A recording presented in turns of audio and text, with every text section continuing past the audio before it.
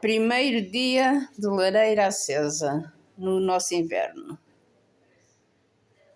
Aqui a Mel está com frio. Né, Mel? Mel, está frio. E então, hoje vai ser o primeiro dia.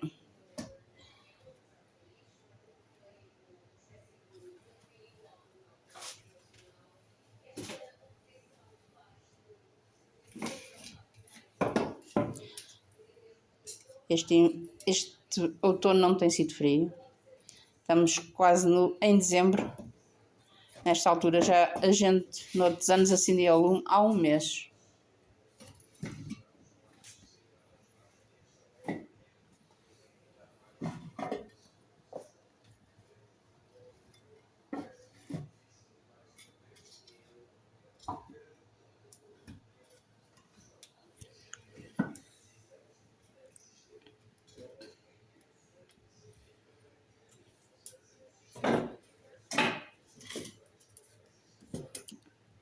É muito bom. Um domingo em família, com frio lá fora, vai chover. E a gente aqui a ver filmes no quentinho. Ou a dormir, que é o mais provável. Não é a dormir, é o filme a ver-me a mim. Pois. Ali o gato também está à espera da lareira. Ó Mel, olha lá o lume. O dono fez o lume para a Mel. Foi, não foi? O dono fez o lume para a Mel.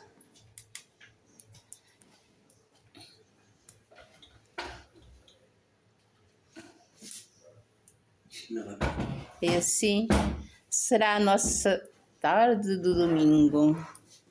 Um dia à lareira. Uma tarde à lareira.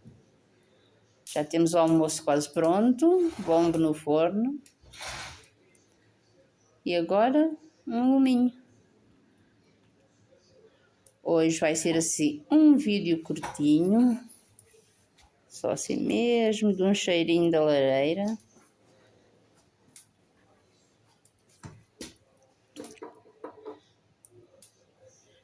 Que é maravilhoso.